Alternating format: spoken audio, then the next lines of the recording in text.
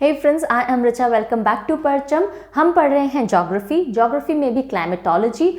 और आज क्लाइमेटोलॉजी में क्या पढ़ने वाले हैं? आज का सेशन है टेरेस्ट्रियल रेडिएशन, हीट बजट और टेम्परेचर के ऊपर। यस, हमने इंसोलेशन पढ़ लिया कि किस तरह से सन की सोलर रेडिएशन धरती तक आती हैं और जितनी आती है उनको इंसोलेशन कहा जाता है। अब ये जो इनकमिंग सोलर रेडिएशन है और अर्थ जो रेडिएशन वापस भेजती है, ये भी हमने देखा था सारे के सारे एब्जॉर्ब करके नहीं रखती है, वो रात में रेडिएट बैक करती है। तो क्या है इन दोनों के बीच का तालमेल, किस तरह का बजट होता है हीट का ऑन अर्थ, आज उसको समझेंगे। उसके अलावा फिर टेम्परेचर को पढ़ेंगे, किस तरह से टेम्परेचर वेरिएशंस होते हैं धरती पे अलग अलग जगह और कौन से फैक्टर्स हैं जो उनको गवर्न करते हैं। तो चलो आज का लेसन स्टार्ट करते हैं। समझेंगे हीट बजट या हीट बैलेंस को, उसके साथ साथ कितने तरह के टेरेस्ट्रियल रेडिएशन के फिनोमिनन होते हैं, जैसे कंडक्शन, कन्वेक्शन, एडवेक्शन, ये सारी चीज़ें पढ़ेंगे। और फिर हम बात करेंगे टेम्परेचर और उसके फैक्टर्स जो टेम्परेचर डिफरेंसेस को गवर्न करते हैं। Let us start with today's session.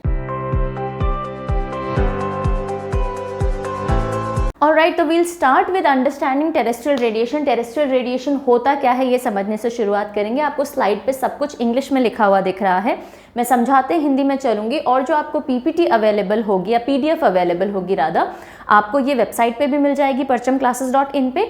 अगर आप एनुअल सब्सक्रिप्शन लेना चाहते हैं जिसमें अभी तक के सारे पीडीएफ सारे सब्जेक्ट्स के आगे आने वाले 1 साल तक आपको मिलते हैं, जो भी एड ऑन होंगे वो भी, तो आप परचम के एप्लीकेशन से ले सकते हो। परचम क्लासेस आपको प्ले स्टोर पे मिल जाएगा, एप्पल स्टोर पे मिल जाएगा। प्रॉब्लम आए तो आप मेल करिएगा परचम क्लासेस 06 पे। वहाँ पे आपको हिंदी और इंग्लिश दोनों में पीडीएफ मिल जाएंगी। अभी आपको सिर्फ इंग्लिश में मैटर दिखेगा, but I will explain in Hindi also.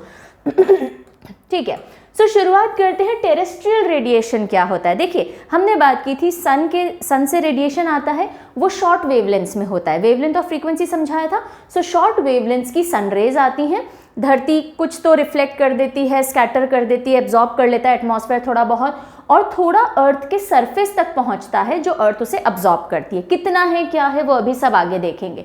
इतना समझिए कि अर्थ जो भी सोलर रेडिएशन एब्जॉर्ब कर रही है सरफेस पे या अपने एटमॉस्फेयर में जो एब्जॉर्ब कर रही है, तो रात को ये एब्जॉर्ब्ड सोलर रेडिएशन जो सरफेस पे एब्जॉर्ब हुए हैं, रात को ये वापस से रेडिएट बैक किए जाते हैं। और जब अर्थ इनको रेडिएट बैक करती है, सरफेस जब इनको रेडिएट बैक करता है, तो लॉन्ग फॉर्म वेवलेंथ्स में रेडिएट बैक करता है। ऐसा क्यों? वीन्स लॉ हमने पढ़ा था, जिसमें ये कहा गया था कि जो बॉडी जितनी ज़्यादा गर्म होगी वो उतने शॉर्ट वेवलेंथ्स भेजेगी, जो बॉडी जितनी कम गर्म होगी वो उतने लॉन्ग वेवलेंथ के रेडिएशन भेजेगी।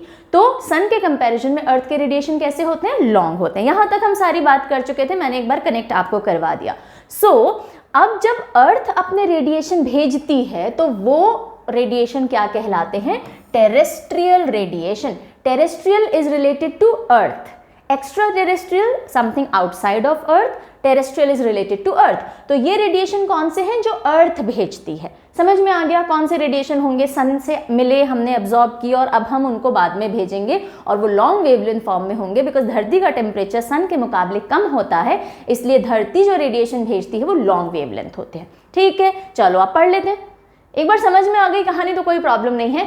इंसोलेशन जो अर्थ रिसीव करती है वो शॉर्ट वेव फॉर्म में होता है, इससे धरती का सरफेस हीट अप होता है।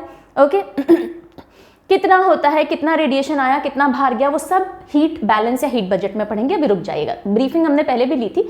अब जो हीटेड अर्थ है वो एक रेडिएटिंग बॉडी बन जाती है, गर्म हो गई है तो खुद भी कुछ ना कुछ रेडिएट करेगी, राइट। तो अब ये जो रेडिएशन अर्थ की तरफ से जाएंगे टू द एटमॉस्फेयर, वो लॉन्ग वेव फॉर्म में होंगे, और ये जो एनर्जी है ये एटमॉस्फेयर को हीट करेगी, और इस पूरे प्रोसेस को कहा जाता है टेरेस्ट्रियल रेडिएशन। समझ में आ गया? ठीक है। अब ये जो लॉन्ग वेवलेंथ वाले रेडिएशन अर्थ भेज रही है, टेरेस्ट्रियल रेडिएशन जो जा रहे हैं, एटमॉस्फेयर में ग्रीन हाउस गैसेज हैं, कार्बन डाइऑक्साइड हो गई, और हमने सारी ग्रीन हाउस गैसेज पढ़ी है ना। तो ये ग्रीन हाउस गैसेज इनको क्या करती हैं? एब्जॉर्ब करती हैं, और उससे क्या होगा? हमारा एटमॉस्फेयर का टेम्परेचर थोड़ा बढ़ता है और लाइफ पॉसिबल होती है यहाँ पे। ठीक, अब ये जो लॉन्ग वेव रेडिएशंस होते हैं एब्जॉर्ब हो जाते हैं ग्रीन हाउस गैसेज के थ्रू।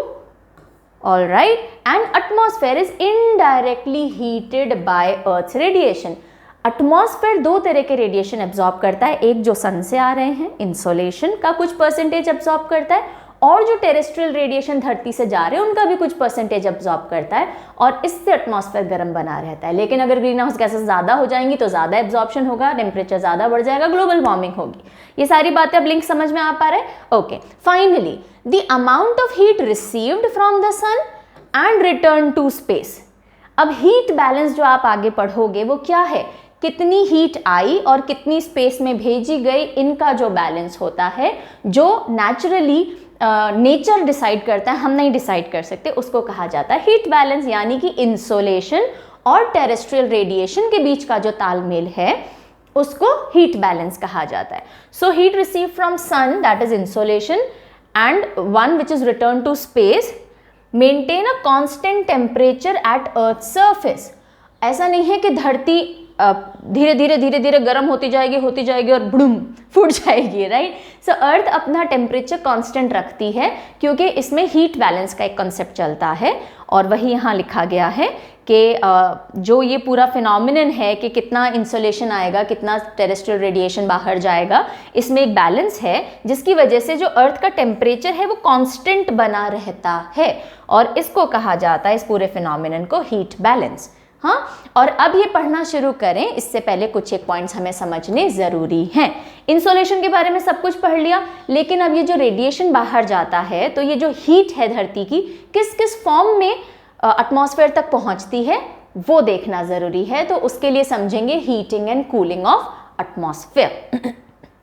हीटिंग कैसे होती है? सोलर रेडिएशन से हीटिंग होती है। ओके, अब एटमॉस्फेयर बोलिए या सरफेस बोलिए, दोनों की हम एक साथ बात करते चलेंगे। So sun heats the ground through radiation. So heating का एक सोर्स है और वो सोर्स और वो फिनोमिनन या वो प्रोसेस क्या है? Solar radiation. सन के रेडिएशन से एटमॉस्फेयर और सरफेस, अर्थ सरफेस दोनों गर्म होते हैं। कूलिंग के क्या प्रोसेस हैं या क्या फिनोमिनन है? तो कूलिंग किस किस तरह से होती है? जो ग्राउंड है वो कूल होता है कंडक्शन की वजह से। किस प्रोसेस की वजह से? कंडक्शन। कंडक्शन क्या होता है नेक्स्ट स्लाइड में भी देखेंगे, इतना समझ लीजिए। आपने सुना होगा ना कि wood is a good conductor या bad conductor. Wood is a bad conductor of electricity, metal is a good conductor of electricity. तो कंडक्ट होना यानी पास ऑन होना, राइट। तो जब धरती गर्म होती है और वो गर्मी इसी के कॉन्टैक्ट में आ रही हवा को ट्रांसफर कर दी जाती है, इस प्रोसेस को कहा जाता है कंडक्शन। ओके, तो जब एक बॉडी दूसरे बॉडी को एनर्जी या हीट ट्रांसफर कर दे जो उसके कांटेक्ट में हो, उस प्रोसेस को क्या कहते हैं? कंडक्शन। एक और प्रोसेस है जिससे हीट ट्रांसफर होती है या कूलिंग पॉसिबल होती है नीचे वाले सरफेस की, उसको कहते हैं कन्वेक्शन। अब जो हवा जमीन के या सरफेस के कांटेक्ट में थी वो गर्म हो गई है कंडक्शन की वजह से, अब वो ऊपर उठेगी, राइज करेगी, और राइज करने के बाद ऊपर की जो हवा थी उसको वो हीट ट्रांसफर करेगी। तो ये जो प्रोसेस होगा उसको कहेंगे कन्वेक्शन। यहाँ ओरिजिनली दोनों लेयर्स ऑफ एटमॉस्फेयर टच में नहीं थी, वो एयर राइज अप होती है, करंट्स के थ्रू ऊपर मूव करती है, वर्टिकली मूव करती है और फिर ऊपर गर्मी या वार्मथ फैलाती है। तो इस प्रोसेस को क्या कहते हैं? कन्वेक्शन। सो कंडक्शन, कन्वेक्शन से कूलिंग पॉसिबल हो पाती है अर्थ सरफेस और अर्थ के एटमॉस्फेयर की। यहाँ तक एक और चीज आएगी, एडवेक्शन, वो भी अभी पढ़ेंगे। तो इतनी चीज समझ में, हीटिंग कैसे होती है एटमॉस्फेयर की या सरफेस की। एटमॉस्फेयर ही नहीं, मैं यहाँ पे अर्थ सरफेस भी लिख सकते हैं अपन, है ना। अर्थ सरफेस या एटमॉस्फेयर की हीटिंग कैसे होती है? सोलर रेडिएशन से होती है। कूलिंग कैसे होती है? कंडक्शन से होती है, कन्वेक्शन से होती है, एडवेक्शन से होती है। एडवेक्शन क्या है? उससे पहले कंडक्शन अब एक बार ढंग से देख लो। कभी आपने देखा है चाय बनाई है सॉसपैन में ही बनाते हैं ना, चाय का पतीला कॉमनली ये बोला जाता है। अच्छा, कई जगहों पे हैंडल पे वुड दिया जाता है। वुड क्यों? ताकि गर्मी आप तक ना पहुंचे। अगर वुड हट जाए कभी सॉसपैन की और आप चाय बना रहे हो, आई डोंट नो आप लोग सॉसपैन बोलते हो या नहीं बोलते, मैं सॉसपैन बोलती हूँ। जब आप चाय बना रहे हो या कुछ भी चीज़ बना रहे हो और हैंडल पे वुड नहीं है या रबर या प्लास्टिक कुछ लगा हुआ नहीं है और आपने पकड़ रखा है, तो जैसे जैसे वो बर्तन गर्म होगा और वो हैंडल गर्म होगा, आपका हाथ जलने लगेगा। तवे के साथ भी ऐसा होता है, अगर लकड़ी के हैंडल ना हो तो would is a bad conductor of heat, इसलिए वुड लगा दिया जाता है कि आप उस हैंडल को पकड़ लो। अदरवाइज जो हीट है वो सॉस पैन या तवे से आपके हाथ तक आ जाएगी, राइट। तो ये प्रोसेस क्या होता है, जब एक बॉडी से कांटेक्ट में आई हुई दूसरी बॉडी तक हीट ट्रांसफर हो रही होती है मोर हॉट से लेसर हॉट की तरफ, तो उसको कंडक्शन कहा जाता है। तो देखो, conduction takes place when two bodies of unequal temperature are in contact, important क्या है, contact with one another, there is flow of energy from warmer to cooler body। ठीक है, चम्मच लेना, कभी चम्मच को आग के ऊपर रखना, पहले तो टिप गर्म होगा, फिर धीरे धीरे धीरे हैंडल तक आएगी वो गर्मी। This is conduction. So transfer of heat continuous, कब तक ये हीट ट्रांसफर होगी, जब तक पूरा का पूरा वो जो दो बॉडी हैं जिनके बीच में हीट ट्रांसफर हो रही है वो दोनों या तो गर्म ना हो जाएं, इक्वल टेम्परेचर पे ना आ जाएं, तब तक ये ट्रांसफर होता रहता है, या फिर आप उनका कॉन्टैक्ट खत्म ना कर दो। Alright, so this transfer of heat continues until both the bodies attain same temperature or the contact is broken। अब अर्थ के कॉन्टेक्स्ट में बात करते हैं, बिकॉज हम पढ़ रहे हैं एटमॉस्फेयर को, सो एंड अर्थ को, क्लाइमेट को। सो धरती हो गई है गर्म, इन रेडिएशन आए, the surface is hot. Okay, now what happens, ये जो सरफेस है ये अपने टच में आ रखी हवा, अब इसके टच में है, ये कॉन्टैक्ट में है, उसको ये हीट ट्रांसफर करेगा। ये हीट कब तक ट्रांसफर होगी, जब तक कि वो एयर या तो धरती के टेम्परेचर जितनी ना हो जाए गर्म, या फिर इन दोनों के बीच का कांटेक्ट छूट जाए। कांटेक्ट कैसे छूटेगा, अगर वो एयर राइज होकर के ऊपर चली गई तो भी कांटेक्ट छूट गया, कंडक्शन बंद हो गया। ओके, सो ये चीज समझ में आई। तो यहाँ देखो, ये जो पूरा लैंड है ये बहुत गर्म था, कंडक्शन से वार्म हो गई एयर, और ये एयर अब ऊपर चली गई और इसकी जगह कौन सी एयर आ गई, कूल एयर नीचे आ गई। सो ये जो प्रोसेस यहाँ पे हो रहा है ना, धरती से हवा तक ये गर्मी पहुंचाने का, जो कि हवा कांटेक्ट में है सरफेस के, इसको कंडक्शन कहते हैं। नाउ अब क्या होगा कि अर्थ आफ्टर बीइंग हीटेड, जब इंसोलेशन से धरती गर्म होती है तो एटमॉस्फेरिक लेयर जो बिल्कुल अर्थ के टच में है, लॉन्ग वेव फॉर्म से उसमें हीट ट्रांसफर की जाती है। ये जो एयर है वो धीरे धीरे गर्म होगी और ऊपर की लेयर्स में it moves and this process and that heat starts moving up.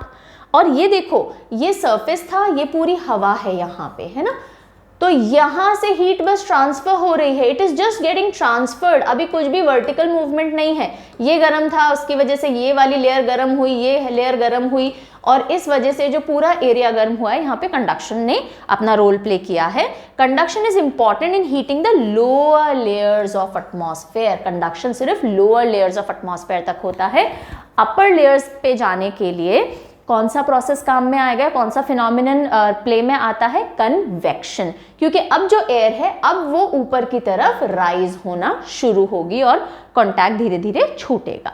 Alright, यहाँ तक की बातें आई होप समझ में आ गई होंगी। तो हम आ जाते हैं कन्वेक्शन की तरफ।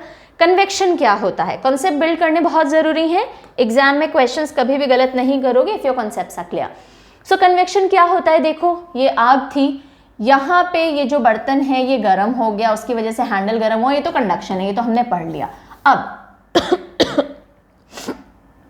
ये जो बर्तन गर्म हुआ, इसकी वजह से इसमें जो पानी था वो ऊपर राइज होना शुरू होता है। कभी देखा है, अगर आपने कभी पानी को देखा हो, नीचे बबल बनते हैं, वो बबल ऊपर की तरफ उठ के आते हैं, तो ये जो वर्टिकल मूवमेंट स्टार्ट होता है, एनर्जी को लेकर के नीचे वाले मॉलिक्यूल ऊपर की तरफ आते हैं और सरफेस को गर्म करते हैं, इस प्रोसेस को कहा जाता है कन्वेक्शन। तो यहाँ की जो एयर गर्म हुई थी अब वो ऊपर की तरफ राइज करती है। अब जब वो राइज करती है और ऊपर वाली एयर को भी वार्म करेगी, इस राइजिंग को, इस पूरे सर्कुलेटरी मोशन को जो ऊपर की तरफ जाता, नॉट सर्कुलेटरी, इस वर्टिकल मोशन को जो ऊपर की तरफ जाता है, इसको कन्वेक्शन कहते हैं। सो air in contact with the earth gate heated and become lighter. अब लाइट हो गई, अब क्या करेगी, राइज करेगी vertically in form of currents and further heat को ट्रांसमिट करेगी ऊपर एटमॉस्फेयर में। पूरा जो ट्रोपोस्फेयर है ना, जिसमें ये पूरी हीट जाती है, तो ट्रोपोस्फेयर में कन्वेक्शन करंट्स काम करते हैं। ओके, और ये जो वर्टिकल हीटिंग होती है एटमॉस्फेयर की, इसको कन्वेक्शन कहा जाता है, और ट्रोपोस्फेयर में ये फिनोमिनन देखने को मिलता है। तीसरा एक प्रोसेस होगा एडवेक्शन। एडवेक्शन, अभी तो वर्टिकल मूवमेंट था, अब हॉरिजॉन्टल मूवमेंट होगा, ठीक है। तो सरफेस से टच में जो हवा थी वो गर्म हुई, कंडक्शन से ऊपर उठी, कन्वेक्शन हुआ। अब जो हॉरिजॉन्टल मूवमेंट आपको देखने को मिलेगा, हवाएं जो चलती हैं और हीट को यहाँ से वहाँ ले जाएंगी, जैसे लू चलती है ना, तो लू में क्या होता है, गर्म हवाएं चलती हैं और वो हीट को यहाँ वहाँ फैला देती हैं। सो ये है एग्जाम्पल एडवेक्शन का। Advection, transfer of heat through horizontal movement of air is called advection. और हॉरिजॉन्टल मूवमेंट रिलेटिवली ज्यादा इंपॉर्टेंट होता है वर्टिकल मूवमेंट से। वर्टिकल मूवमेंट तो सिर्फ एक ही ऑल्टीट्यूड पे वार्मथ फैलाएगा या नीचे से हीट को ऊपर तक लेके जाएगा, लेकिन जो एडवेक्शन है वो उसको डिस्पर्स करने में हीट को बहुत इंपॉर्टेंट रोल प्ले करते हैं। मिडिल लैटिट्यूड्स में जो आपको डे एंड नाइट का टेम्परेचर का डिफरेंस देखने को मिलता है, दिन में बहुत ज़्यादा गर्मी होती है। जैसे मैं राजस्थान की बात करूं, राजस्थान में दिन बहुत गर्म होते हैं, रात तक आते आते टेम्परेचर काफ़ी सूदिंग हो जाता है। रेगिस्तान वगैरह में अगर आप देखोगे पर्टिकुलरली, तो ये जो वेरिएशन दिखता है, diurnal variation, day and night में जो टेम्परेचर में डिफरेंस दिखता है, इसमें बहुत मेजर रोल प्ले करते हैं ये एडवेक्शन फिनोमेनन। ओके, तो ये एडवेक्शन की वजह से होता है। ट्रॉपिकल रीजन में पर्टिकुलरली नॉर्दर्न इंडिया में जो लू चलती है वो भी एडवेक्शन का ही आपको एग्जाम्पल है। ठीक है, तो यहां तक का फिनोमेनन समझ में आ गया। अब हम पढ़ेंगे हीट बजट या हीट बैलेंस को। इससे घबराने की बिल्कुल जरूरत नहीं है। एक सिंपल सा इनपुट एंड आउटपुट का आपको एक बैलेंस देखना है कि जितना इनकमिंग सोलर रेडिएशन आता है उतना ही टेरेस्ट्रियल रेडिएशन बाहर चला जाता है और ये दोनों चीजें बैलेंस हो जाती है। इसी वजह से अर्थ का टेम्परेचर कांस्टेंट रहता है। अगर इनकमिंग ज्यादा होती आउटगोइंग से तो इकोनॉमिक्स में तो ये अच्छी चीज़ है, हमारी सेविंग हो रही है, लेकिन अर्थ के केस में बुरी चीज़ हो जाती, अर्थ हीटअप हो जाती। और इकोनॉमिक्स में ऐसा होता है कि ठीक है, अगर आपके खर्चे ज़्यादा हैं, आपका कमाई इतनी नहीं है, इनकमिंग इतनी नहीं है, तो मतलब आप कंगाली के कगार पे हो। और अर्थ के केस में ऐसा होना भी खतरनाक है क्योंकि अर्थ धीरे धीरे धीरे ठंडी हो जाएगी और यहाँ पे लाइफ पॉसिबल नहीं होगी। तो यहाँ पे इनकमिंग एंड आउटगोइंग दोनों को बैलेंस स्ट्राइक करके रखना, बिल्कुल इक्वल रहना बहुत जरूरी है, तभी टेम्परेचर कांस्टेंट बना रहेगा। तो बस ये इक्वल कैसे होता है, कितनी परसेंटेज कहाँ जाती है, कैसे जाती है, ये हमें पढ़ना है हीट बजट या हीट बैलेंस के अंदर। ओके, सो कुछ भी डरना नहीं है। एक मैंने आपको रफ बात बताई थी, मतलब रफ इन द सेंस कि बहुत वेग आइडिया हमने पहले लिया था कि अगर 100% इनकमिंग सोलर रेडिएशन हम मान के चलें 100 यूनिट आ रहे हैं, तो रफली 30 यूनिट रिफ्लेक्ट हर तरह से बाहर चले जाते हैं। सिर्फ 70% धरती के एटमॉस्फेयर में अंदर आता है और उसका भी 50% तक अर्थ का सरफेस एब्जॉर्ब करता है। ये एक रफ था। अब इसको बिल्कुल प्रिसाइसली NCERT के डेटा के बेसिस पे हम चलेंगे, बिकॉज अलग अलग जगह थोड़े थोड़े वेरिएशन आपको देखने मिलेंगे। कई जगहों पे 50% एब्जॉर्प्शन अर्थ के सरफेस में दिखाया जाता है, कई जगह 51 दिखाया जाता है, कई जगह जो first point of reflection and scattering होता है वो 30% बोला जाता है, कई जगह 35% बोला जाता है। सो हमने यहाँ पे NCERT को बेस माना है, उस बेसिस पे हम हीट बजट पढ़ेंगे। ठीक है तो देखो, अर्थ एज अ होल ना तो एनर्जी अक्यूमुलेट करती है ना लूज करती है, यानी जो टेम्परेचर उसका कांस्टेंट था वही कांस्टेंट बना रहता है। टेम्परेचर इकट्ठा बढ़ेगा भी नहीं, इकट्ठे लूज भी नहीं होगा। ऑन द होल पूरा जो प्लैनेट अर्थ है, एक जगह पे चेंजेस आ सकते हैं, लेकिन ऑन द होल पूरा जो प्लैनेट अर्थ है वो अपना टेम्परेचर मेंटेन करके रखता है। और ये पॉसिबल कब होगा कब पॉसिबल होगा? जब इंसोलेशन और टेरेस्ट्रियल रेडिएशन या फिर जो भी इंसोलेशन लिया है और जो भी स्पेस में बाहर भेजा जा रहा है, इंसोलेशन रेडिएशन या फिर टेरेस्ट्रियल रेडिएशन, वो दोनों बैलेंस्ड हो, है ना। So this is possible if the amount of heat received in form of insolation equals the amount lost by the earth through terrestrial radiation। Incoming and outgoing balance होगी तो ही हमारा बही खाता मैच होगा, तो ही हमारा बजट, हमारी बैलेंस शीट सही मानी जाएगी, है ना। सो डेफिनेशन बजट क्या होता है भाई? बजट सबको पता है, कितना आया उसमें से खर्चा करना है, ज़्यादा खर्चा भी नहीं करना। आइडल होता है कम करो, लेकिन यहाँ पे कम भी नहीं करना। So budget is estimate of income and expenditure. और जब इसको आप अर्थ के कॉन्टेक्स्ट में बात करते हो तो हम उसे हीट बजट बोल देते हैं, अर्थ के हीट के कॉन्टेक्स्ट में बात करते हैं। So it is the estimation of amount of incoming heat from the sun and amount of heat that is radiated back to the space. इन दोनों के बैलेंस को हीट बैलेंस या हीट बजट कहा जाता है। और ये कौन करता है? ये बैलेंस हम करते हैं, मैथमेटिशियंस करते हैं, जियोलॉजिस्ट्स करते हैं। कौन करता है? नेचर करता है। हमारे हाथ में कुछ भी नहीं है। हमारे हाथ में इस बैलेंस को बिगाड़ना है और वो हम भली भांति कर रहे हैं पिछले काफ़ी दशकों से, डेकेड से, और अब कोशिश कर रहे हैं उसको ठीक करने की। और ठीक नहीं होगा तो हम दूसरे प्लैनेट पे जाने की कोशिश कर रहे हैं। हमारे लिए बहुत कन्वीनियंट है सब कुछ, है ना।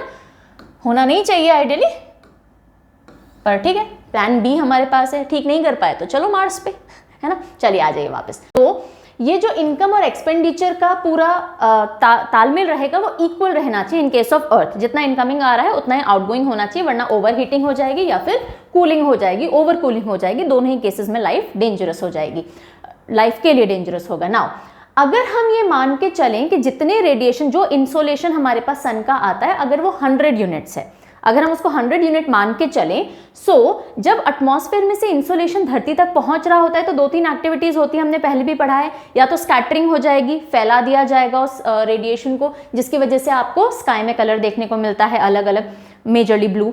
फिर कुछ पार्ट है जो कि रिफ्लेक्ट बैक कर दिया जाएगा, एटमॉस्फेयर उसको वापस रिफ्लेक्ट बैक कर देगा, या जो अर्थ के सरफेस पे पहुंचने से पहले आइस उसको रिफ्लेक्ट बैक कर देगी। कुछ पोर्शन एब्जॉर्ब कर लिया जाएगा, क्लाउड्स हैं वो एब्जॉर्ब कर लेंगे। जितनी भी ये 100 यूनिट इंसोलेशन धरती तक आनी चाहिए, अगर 100 आ रही है तो उसमें से रिफ्लेक्शन, स्कैटरिंग और एब्जॉर्प्शन जैसी एक्टिविटीज बीच में होती हैं। ना रिफ्लेक्शन की अगर हम बात करें, which is reflected back to space, यानी कि जितना भी हम तक आया वो वापस हमने स्पेस में कितना पहुंचा दिया, 35 यूनिट्स रफली स्पेस में पहले ही चला जाता है। एटमॉस्फेयर या धरती उसको एब्जॉर्ब नहीं करते। ओके, ये सब कुछ अब यहाँ पे मैं क्लियर कर दूं, हम जो भी पढ़ रहे हैं, मैंने पहले भी बताया था, हम एनसीईआरटी को बेस लेकर के पढ़ेंगे हीट बजट पूरा। तो जो भी फिगर्स आएंगे, जो भी यूनिट्स आएंगी, हमें उसको विदाउट एनी आर्ग्यूमेंट एक्सेप्ट करना है। ऑलराइट, थोड़ा बहुत आपको 19-21 मिलेगा, कहीं पे 30 मिलता है, कहीं पे 35, but then will take NCERT only. So रफली 35 units out of these 100 units are reflected to space, यानी कि वो अर्थ के सरफेस तक नहीं पहुंचती, एब्जॉर्ब नहीं होती, ना एटमॉस्फेयर में ना सरफेस पे, वो पहले ही रिफ्लेक्ट बैक हो जाती है। जितनी भी रेडिएशन यहीं पे समझ लीजिएगा अब्जॉर्ब हो रही होंगी, या तो एटमॉस्फेयर में या सरफेस पे, वो सारी की सारी वापस रेडिएट बैक होंगी, तो ही इनकमिंग और आउटगोइंग बैलेंस होगा। ओके, सो ये 35 यूनिट्स कौन से हैं? जो 100 यूनिट सन से आ रहे थे, 35 पहले ही चले गए। अब हमारे पास कितने बचे हैं? 65। तो इनकमिंग टोटल कितना हो रहा है? 65 हो रहा है। थोड़ा इसमें से एटमॉस्फेयर कर रहा है, थोड़ा अर्थ कर रहा है। कितना कौन कर रहा है वो देखते हैं। यहां तक की बात समझ में आई? अच्छा, एक और चीज समझो, ये जो 35 यूनिट रिफ्लेक्ट बैक हो गए शुरुआत में ही, इस कॉन्सेप्ट को, इस फिनोमिना को क्या कहते हैं? एल्बिडो। जो इनकमिंग सोलर रेडिएशन का पार्ट रिफ्लेक्ट बैक कर दिया जाता है into space before reaching the earth, that is called albedo, या फिर रिफ्लेक्शन कोएफिशिएंट या रिफ्लेक्टिविटी। और अर्थ का रिफ्लेक्शन कोएफिशिएंट या एल्बिडो कितना है? रफली 0.3। और मैक्सिमम कितना होता है एल्बिडो या रिफ्लेक्शन कोएफिशिएंट? 1। परफेक्टली वाइट अगर कोई ऑब्जेक्ट होगा तो वो सब कुछ रिफ्लेक्ट कर देगा रेडिएशन, तो उसका मैक्सिमम कोएफिशिएंट 1 होगा। मिनिमम कितना होगा? 0। परफेक्टली ब्लैक बॉडी होगी तो सब कुछ एब्जॉर्ब कर लेगी। ये सब पहले बात की थी। चलो अब हम आते हैं एग्जैक्ट फिगर्स देखने पे। अब देखो समझना, ये भी सब समझाऊंगी।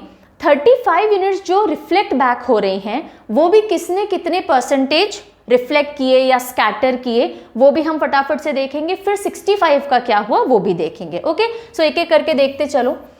ये आ रही थी 100 यूनिट्स इनकमिंग सोलर रेडिएशन की। ये 3 जगह से वापस जाती हैं, कुछ स्कैटर होके जाती हैं, कुछ जो क्लाउड्स हैं वो रिफ्लेक्ट करते हैं, कुछ आइस रिफ्लेक्ट करती है अर्थ के सरफेस पे पहुंचने से पहले या एटमॉस्फेयर में एब्जॉर्ब होने से पहले, राइट। तो 6 यूनिट्स तो स्पेस में वापस स्कैटर कर दी जाती हैं, स्कैटर हो गई, जिसकी वजह से स्काई ब्लू दिखा। 27 यूनिट्स को क्लाउड रिफ्लेक्ट कर देते हैं, क्लाउड में आइस क्रिस्टल्स होते हैं, उसकी वजह से रिफ्लेक्ट हो जाता है। 2 यूनिट अर्थ पे जो स्नो एंड आइस कवर है वो रिफ्लेक्ट कर देता है, शाइनी सर्फेसेस होंगे वो रिफ्लेक्ट कर देंगे। तो ये जो 100 यूनिट्स आ रही थी, इनमें से टोटल 35 यूनिट्स तो वापस चली जाती हैं। बची कितनी? बची 65। अब ये 65 यूनिट्स जो हैं ये होती हैं एब्जॉर्ब। क्या होती हैं ये? एब्जॉर्ब होती हैं। क्या सारी की सारी सरफेस एब्जॉर्ब करता है धरती का? नो। इसमें से भी जो एटमॉस्फेयर में वाटर वेपर है, ग्रीन हाउस गैसेज हैं, क्लाउड्स हैं, ये एब्जॉर्ब भी करेंगे। कितना एब्जॉर्ब कर लेते हैं? इस 65 में से 14 यूनिट्स एब्जॉर्ब हो जाती हैं एटमॉस्फेयर में। बची कितनी? 51। 65 माइनस 14, 51 जाकर के पहुंचती हैं अर्थ के सरफेस पे और सरफेस उसको एब्जॉर्ब करता है। ठीक है, तो टोटल इनकमिंग जो आ रही है एटमॉस्फेयर और अर्थ को मिला करके एब्जॉर्प्शन, वो 65 है। अर्थ के सरफेस पे कितनी आ रही है? 51। एटमॉस्फेयर में अभी तक कितनी आ रही है इनकमिंग सोलर रेडिएशन की? 14। ये सारे फिगर्स ध्यान रखने हैं, ठीक है, और कोई डिफिकल्ट नहीं है। 35 वापस लौट गई, 65 आई थी, 14 एटमॉस्फेयर ने रख ली और 51 अर्थ के सरफेस को दे दी। यहाँ तो कोई प्रॉब्लम कहानी में, यही सब कुछ यहाँ लिखा हुआ है। Total 35 units don't reach the earth surface, 65 units जो हैं वो अब्जॉर्ब होती हैं, जिसमें से 14 यूनिट एटमॉस्फेयर में अब्जॉर्ब होती हैं, 51 अर्थ के सरफेस पे अब्जॉर्ब होती हैं। तो ये तो इनकमिंग थी। अब हम देखते हैं फटाफट से आउटगोइंग का क्या होता है। अच्छा, अब यहाँ पे देखो, ये जो आपको डायग्राम दिख रहा है ना, ये एनसीईआरटी में दिया हुआ है, ये थोड़ी इजी अंडरस्टैंडिंग के लिए हमने बना रखा है, बोता से मिला, कोई दिक्कत नहीं है, आपको जो नोट्स है ना उनमें दोनों मिल जाएंगे ये। अब देखो, सबसे पहले समझेंगे टेरेस्ट्रियल रेडिएशन का क्या होता है। हाँ, जो एटमॉस्फेयर ने जो एब्जॉर्ब किए ना 14 यूनिट, जो भी कुछ एब्जॉर्ब हो रहा है वो सब वापस रेडिएट बैक होगा, है मैंने बताया। तो ये जो 14 यूनिट एब्जॉर्ब होंगे ये भी बाहर रेडिएट होंगे, इसलिए अभी इसको नहीं छेड़ते हैं। हम बात करते हैं सबसे पहले इन 51 यूनिट्स की जो कि धरती ने एब्जॉर्ब किए हैं, ये किस किस फॉर्म में वापस रेडिएट बैक करेगी। तो समझो, पहले डायग्राम पे समझ लो।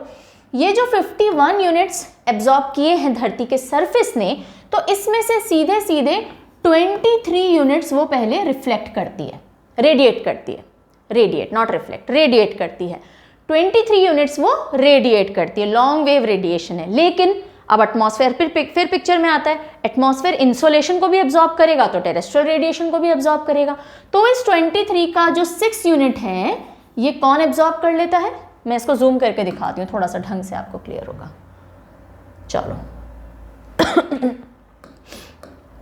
अर्थ के पास कितने थे? 51 यूनिट्स थे। अर्थ ने क्या किया? 23 यूनिट्स को रेडिएट किया। अब रेडिएट तो 23 किए थे, लेकिन 6 क्लाउड्स ने अपने पास पकड़ लिए, ठीक है। कितने गए स्पेस में? 17 यूनिट। तो इन 51 में से आप ऐसे समझोगे कि 17 तो सीधे सीधे स्पेस में रेडिएट कर दिए जाते हैं, 6 एटमॉस्फेयर एब्जॉर्ब कर लेता है, बाकी जो बचे उनमें से 9 यूनिट्स जो हैं वो कंडक्शन या कन्वेक्शन करंट्स के थ्रू ऊपर पहुंचते हैं। वही कंडक्शन कन्वेक्शन जो अभी पढ़ा था, धरती गर्म है, हवा गर्म हुई, ऊपर उठी, ऊपर पहुंच गए, ठीक है। ये भी कहाँ चला गया? मतलब ये भी एटमॉस्फेयर में चले गए, गए ना एटमॉस्फेयर में। सो ये 9 यूनिट्स भी कहाँ चले गए? कंडक्शन कन्वेक्शन से एटमॉस्फेयर में चले गए। फिर 19 यूनिट्स होते हैं जो बचे हैं। अब देखो, इन सबको जोड़ोगे तो आपका 51 खत्म हो जाएगा, है ना। जो 19 यूनिट्स बचे ये लेटेंट हीट के थ्रू ऊपर जाते हैं। लेटेंट हीट क्या? देखो, नीचे जो वाटर वेपर थे उन्होंने ये गर्मी एब्जॉर्ब की, जो पानी था उसने गर्मी एब्जॉर्ब की, वाटर वेपर बने, वाटर वेपर ऊपर गए, क्लाउड्स बने तो गर्मी ऊपर, हीट ऊपर छोड़ दी। तो ये लेटेंट हीट या कंडेंसेशन वाला जो पूरा प्रोसेस होता है, तो ये लेटेंट हीट के तौर पे ऊपर जाते हैं। तो अब ये 19 और ये 9 वापस एटमॉस्फेयर में चले गए। ये 6 एटमॉस्फेयर ने पकड़े हुए थे ही, और ये 17 सीधे सीधे स्पेस में धरती ने भेज दिए। तो ये तो कहानी यहाँ खत्म हुई। और पहले ही एटमॉस्फेयर ने कितने पकड़े हुए थे? 14 पकड़े हुए थे इनकमिंग सोलर रेडिएशन के। ये 6 पकड़े हैं टेरेस्ट्रियल के, ये 19 पकड़े हैं टेरेस्ट्रियल के, ये 9 पकड़े हैं टेरेस्ट्रियल के। तो अब अगर हमें कहा जाए कि टोटल 65 जो यूनिट्स धरती ने अब्जॉर्ब किए या एटमॉस्फेयर ने अब्जॉर्ब किए, तो वापस कितने गए साहब? तो वापस देखिए, 17 तो धरती ने वापस भेज दिए। उसके अलावा ये 14 और ये 6 20, ये 19 और ये 28। सो 28 एंड 20 48 एटमॉस्फेयर वापस भेजेगा, क्योंकि एटमॉस्फेयर अपने पास नहीं रखेगा, उसने जो भी एब्जॉर्ब किया वापस भेजेगा। तो 48 यूनिट एटमॉस्फेयर भेजेगा, 17 यूनिट धरती ने भेजे, दोनों मिला के कितने हो गए? 65। तो सब कुछ वापस जा चुका है, बकाया कुछ भी नहीं रहा। अब यही चीज़ एक बार यहाँ पे फटाफट से देख लो और फिर जो लिखा है उसको रीड कर लेना। कुछ प्रॉब्लम नहीं है इसमें।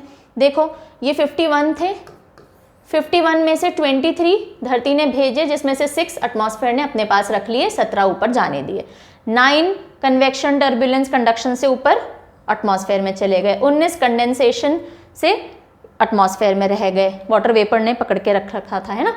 अब ये जो 17 थे ये तो अर्थ ने सीधे रेडिएट कर दिए, और ये जो 19, 9, 6 और ये जो 14 एटमॉस्फेयर ने पकड़ के रखे हुए थे, ये सब वापस एटमॉस्फेयर के पास जाते हैं। ये 14 भी आप चाहो तो यहीं लिख लो, बिकॉज है तो एटमॉस्फेयर में, आया इंसोलेशन से था।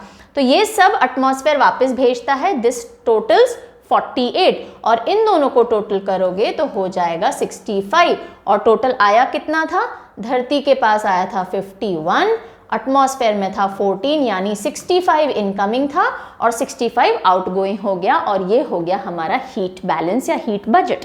Got it? यही सब यहाँ लिखा है कि 51 यूनिट्स जो है अर्थ रेडिएट बैक करता है, इन 51 में से 17 डायरेक्टली स्पेस में जाते हैं, रिमेनिंग 34 का क्या होता है, 34 में से 6 एटमॉस्फेयर एब्जॉर्ब कर लेता है, 9 कन्वेक्शन टर्बुलेंस से ऊपर चले जाते हैं, 19 लेटेंट हीट ऑफ कंडेंसेशन से चले जाते हैं। अब क्या होता है, तो अब ये होता है कि ये जो 48 यूनिट थे एटमॉस्फेयर ने एब्जॉर्ब किए थे, यानी कि 34 यूनिट तो टेरेस्ट्रियल रेडिएशन के, 14 इंसोलेशन के, अभी अभी समझाया था मैंने, राइट। यहाँ से जो 14 यूनिट्स थे और यहाँ से ये जो 34 यूनिट्स थे, इन सबको मिला के 48 यूनिट्स एटमॉस्फेयर वापस भेज देता है और ये जो 17 यूनिट थे ये अर्थ ने वापस भेजे ही थे। इन दोनों को मिला करके आपके 65 यूनिट्स कंप्लीट हो जाते हैं। इसको हीट बजट या हीट बैलेंस कहते हैं और ये समझाता है कि धरती ना तो गर्म होती है ना ठंडी होती है, जबकि इतनी रेडिएशन आ रही है, जा भी रही है, लेकिन ऐसा कुछ भी नहीं होता। अब लेकिन यहाँ पे एक चीज़ समझिएगा, ये ओवरऑल अर्थ का बजट हमने बताया है। ट्रॉपिक्स पे क्या होता है, ये बजट थोड़ा अलग रहता है, पोल्स पे ये बजट थोड़ा अलग रहता है। ट्रॉपिक पे इनकमिंग ज़्यादा होती है, आउटगोइंग इतनी नहीं होती, लेकिन स्प्रेडिंग हो जाती है धरती के ऊपर ही, है ना। तो जो ट्रॉपिक्स गर्म होते हैं तो वो उसको भेज देते हैं पोल्स तक उस हीट को, और पोल्स क्योंकि डेफिसिट होते हैं, वरना हमेशा के लिए जम जाते पोल्स, राइट। पोल्स यानी इन द सेंस कंपैरेटिवली जो नॉर्दर्न हेमिस्फेयर और सदर्न हेमिस्फेयर, पोल्स के आसपास वाले जो रीजन्स हैं, सो पोल्स तो हमेशा जमे रहते हैं पर उनके आसपास वाला रीजन है ना। I hope you are getting me. So जो ट्रॉपिक्स वाले एरिया हैं और जो टेम्परेट रीजन है, यहाँ पे हीट बैलेंस एकदम परफेक्ट नहीं रहता, लेकिन धरती अर्थ अपने ही एरियाज में बैलेंस कर देती है हीट को बाय, अब हम ये किस तरह से बैलेंस होती है, विंड करंट जब हम पढ़ेंगे, प्रेशर बेल्ट्स पढ़ेंगे, उनसे आपको समझ में आएगा। विंड सिस्टम जो चलता है, प्रेशर सिस्टम जो वर्क करता है, जिसकी वजह से विंड्स चलती हैं, सो इन सब के चलते जो deficit northern and southern polar regions के आसपास होता है और जो एडिशनल इंसोलेशन ट्रॉपिक्स के आसपास होता है वो बैलेंस आउट हो जाता है, ठीक है। लेकिन ओवरऑल अर्थ का हीट बजट जितनी इनकमिंग उतनी आउटगोइंग रहती है। आई होप इतना समझ में आ गया होगा। अब हम चलते हैं हमारे लास्ट कॉन्सेप्ट जो कि है टेम्परेचर। टेम्परेचर क्या है, जब इंसोलेशन आता है गर्मी पैदा होती है, जब टेरेस्ट्रियल रेडिएशन बाहर निकलता है गर्मी पैदा होती है। इस गर्मी को एक मेजर करने के लिए टेम्परेचर एक टर्म है जिसको यूज़ किया जाता है। इंसोलेशन का इंटरेक्शन जब एटमॉस्फेयर से और अर्थ के सरफेस से होता है तो हीट प्रोड्यूस होती है और उसको टेम्परेचर के टर्म्स में मेजर किया जाता है। और टेम्परेचर डिग्रीज में देखा जाता है, डिग्री सेल्सियस से फ़ारेनहाइट, जितनी ज़्यादा डिग्रीज उतना ज़्यादा हॉट वो बॉडी या वो जगह। ना हर जगह टेम्परेचर सेम नहीं रहता, ये हम भी जानते हैं। राजस्थान का टेम्परेचर आपको साइबेरिया से बहुत ज़्यादा मिलेगा, क्यों? बहुत सारे फैक्टर्स हो सकते हैं। सिमिलरली इंडिया के अंदर भी या राजस्थान के अंदर भी जैसलमेर का टेम्परेचर अजमेर से बहुत ज़्यादा मिलेगा, या दिल्ली का टेम्परेचर आपको जम्मू से ज़्यादा मिलेगा। तो क्या क्या वो फैक्टर्स होते हैं जो टेम्परेचर को गवर्न करते हैं, टेम्परेचर के डिस्ट्रीब्यूशन को गवर्न करते हैं, उनको अब हम पढ़ लेते हैं, ठीक है। एक तो फैक्टर है इंसोलेशन में, जो हमने फैक्टर्स पढ़े थे काफ़ी सारे कॉमन फैक्टर्स रहेंगे, बिकॉज इंसोलेशन वेरी करेगा तो टेम्परेचर वेरी करेगा ही करेगा, है ना। टेम्परेचर क्यों बढ़ता है? रेडिएशन जहाँ ज़्यादा आएगी वहाँ ज़्यादा टेम्परेचर होगा। लेकिन अगर कोई दो पॉइंट है जहाँ सेम रेडिएशन आ रही है, इनकमिंग सोलर रेडिएशन सेम है इंटेंसिटी की, फिर भी टेम्परेचर वेरी कर सकता है। क्या कारण हो सकते हैं वो भी इसमें आप देखोगे। तो लैटिट्यूड, ऑल्टीट्यूड, सी से कितना डिफरेंस है, सेम सोलर इंसोलेशन आ रहा है पर समुद्र के किनारे है वो जगह या बीच में कहीं है समुद्र से बहुत दूर, उस पर डिपेंड करेगा टेम्परेचर कैसा है।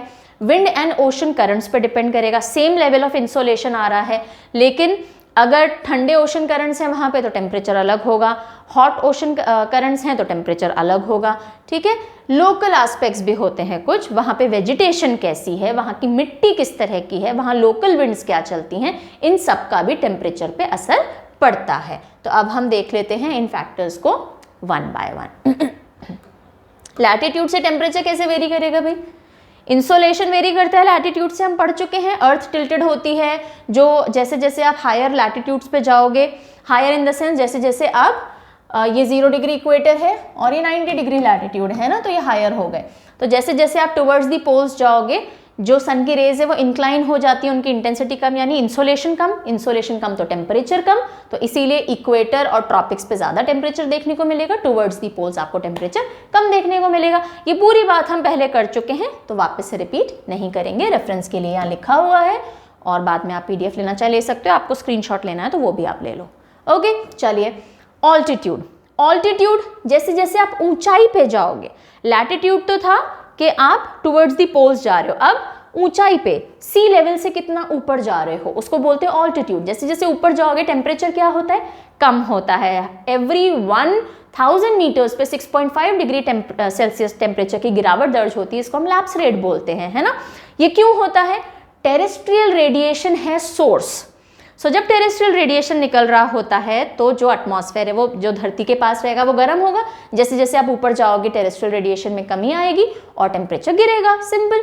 सो ऑल्टीट्यूड जैसे जैसे सी लेवल से आप ऊपर जाओगे तो टेम्परेचर में गिरावट दर्ज होगी, ये भी हमने पहले बात कर ली है ना। जब हमने लेयर्स ऑफ एटमॉस्फेयर पढ़ी थी तो मैंने आपको बताया था, ये साइन आपने देखा था, ट्रोपोस्फेयर में जैसे जैसे आप ऊपर जाते हो टेम्परेचर में गिरावट दर्ज होती है, राइट। चलिए नेक्स्ट हम आ जाते हैं डिस्टेंस फ्रॉम सी या कॉन्टिनेंटैलिटी। अब देखो, पानी की एक टेंडेंसी होती है कि पानी की हीट कैपेसिटी अच्छी है, यानी कि आपको पानी को गर्म करने के लिए ज़्यादा हीट देनी पड़ेगी। ऐसा क्यों?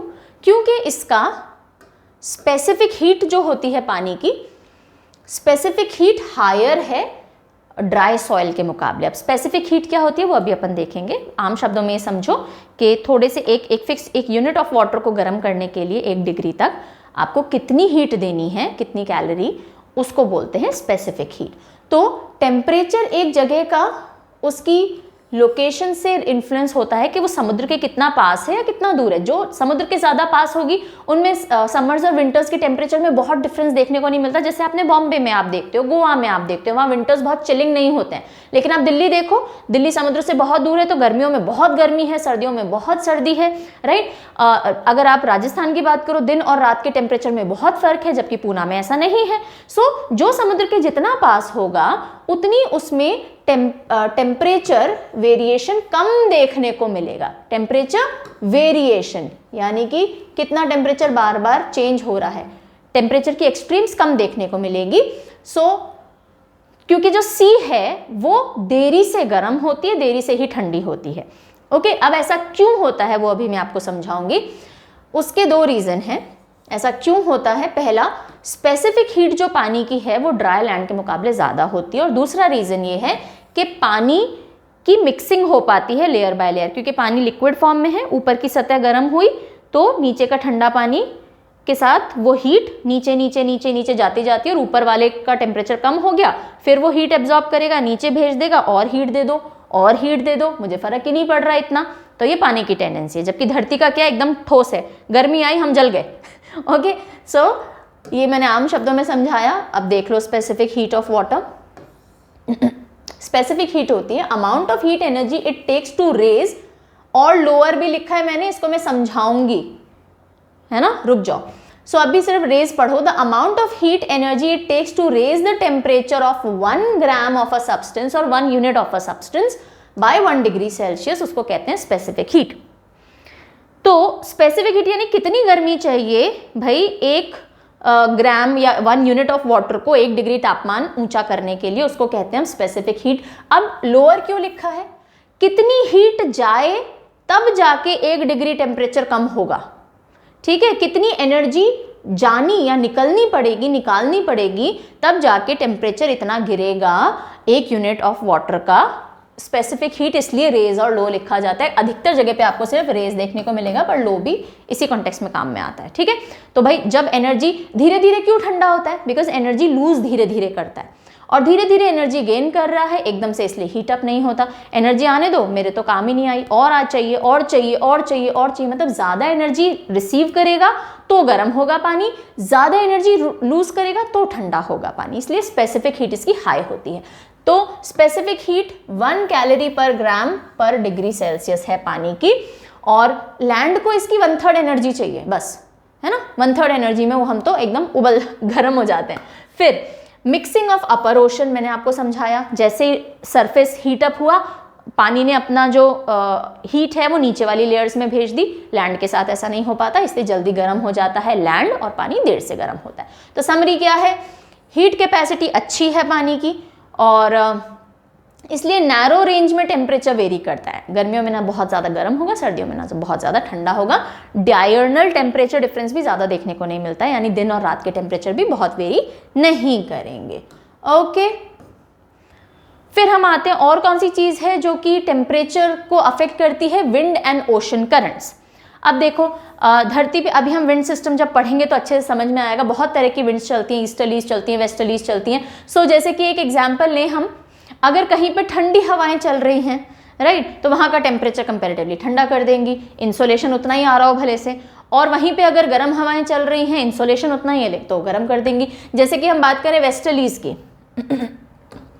ये है वेस्टर्लीज, तो ये जो ब्रिटेन वाला एरिया है, ब्रिटेन वाले एरिया के टेम्परेचर को मॉडरेट कर देती हैं। गर्मियों में ठंडी हवाएं लेकर के आती है वेस्टर्लीज, तो टेम्परेचर अच्छा हो जाता है। सर्दियों में थोड़ी गुनगुनी हवाएं लेकर के आती हैं तो टेम्परेचर अच्छा हो जाता है। तो टेम्परेचर मॉडरेट करने में वेस्टर्लीज का बहुत इंपॉर्टेंट रोल है ब्रिटेन के केस में। ओके, सिमिलरली ओशन करंट्स की अगर हम बात करें, ओशन करंट्स भी हमें पढ़ने हैं। ये जो रेड लाइंस आपको दिख रही हैं ये वार्म ओशन करंट्स हैं, blue line cold ocean currents हैं। तो जहाँ से भी वार्म ओशन करंट्स जा रहे होंगे, इंसोलेशन भले से इस पूरे एरिया में एक सा हो, लेकिन अगर वार्म ओशन करंट के पास में जो कोस्टल एरिया है वहाँ टेम्परेचर थोड़ा अच्छा बना रहेगा। सर्दी वाली जगह है तो भी वार्म ओशन करंट है तो टेम्परेचर अच्छा हो जाएगा। जैसे कि एग्जाम्पल लो, ये आपको दिख रहा होगा Labrador current. Labrador current cold current है, उसकी वजह से ये जो पूरा कनाडा वाला हिस्सा है ये अधिकतर टाइम आपको फ्रोजन एरिया, उसका कोस्टल एरिया फ्रोजन दिखेगा। सो कनाडा के जो पोर्ट्स हैं वो काफ़ी महीनों तक फ्रीज्ड रहते हैं बिकॉज ऑफ लैब्राडोर करंट। क्यों? क्योंकि यहाँ पे कोल्ड करंट है। तो करंट्स वहाँ पे किस तरह के हैं कोस्टल एरियाज में वो भी डिपेंड करवाएंगे कि टेम्परेचर कैसा रहेगा, वहाँ पे विंड कैसे चल रही है, विंड करंट्स कैसे हैं, उन पे भी टेम्परेचर वेरी करेगा। आई होप समझ में आ गया होगा। और फिर कुछ लोकल एस्पेक्ट्स होते हैं, सेम इंसोलेशन आ रहा है लेकिन एक जगह हमने पेड़ बहुत उगा रखे हैं, एक जगह पे पेड़ नहीं है, तो जहाँ पेड़ होंगे वहाँ पे इंसोलेशन ब्लॉक हो जाएगा, ठंडक रहेगी। जहाँ पेड़ नहीं है, ओपन है, वहाँ इंसोलेशन ज़्यादा आएगा, टेम्परेचर ज़्यादा होगा। दूसरी चीज़ सॉइल, कुछ सॉइल जो लाइट कलर की होती हैं वो रेडिएशन को रिफ्लेक्ट कर देती हैं। डार्क कलर की मिट्टी होगी एब्जॉर्ब कर लेगी, ज़्यादा एब्जॉर्ब करेगी, टेम्परेचर ज़्यादा होगा, रिफ्लेक्ट कर देगी, टेम्परेचर कम होगा। तो ये भी एक लोकल फैक्टर है।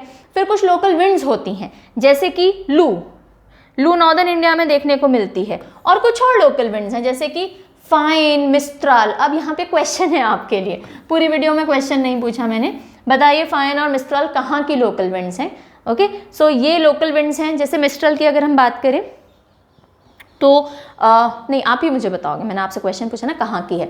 तो कुछ लोकल विंड्स होती हैं जो कि ड्राई एंड कोल्ड होती हैं, तो वो वहाँ के टेम्परेचर को थोड़ा कम कर देती हैं। लू जैसे हॉट है, वार्म विंड है तो गर्म कर देती है यहाँ के टेम्परेचर को जहाँ पे भी लू चलती है।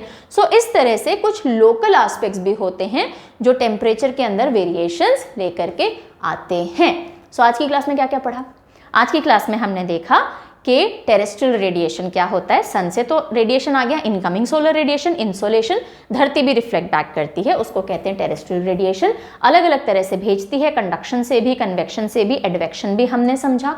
फिर हमने पूरा हीट बजट स्टडी किया, कितना इंसोलेशन आया, कितना वापस हमने रिफ्लेक्ट करके भेजा, रेडिएट करके भेजा, और दोनों में बैलेंस रहता है। फिर हमने टेम्परेचर पढ़ा, टेम्परेचर क्या होता है और टेम्परेचर को गवर्न करने वाले कौन कौन से फैक्टर्स होते हैं। अगर सेम इंसोलेशन आ रहा है तो भी टेम्परेचर वेरी कर सकता है, या फिर सेम रेडिएशन धरती कर रहा है तो भी टेम्परेचर वेरी कर सकता है डिपेंडिंग ऑन सर्टेन फैक्टर्स। वो सारे फैक्टर्स हमने स्टडी किए। आई रियली होप आज की क्लास क्लियर हो गई होगी।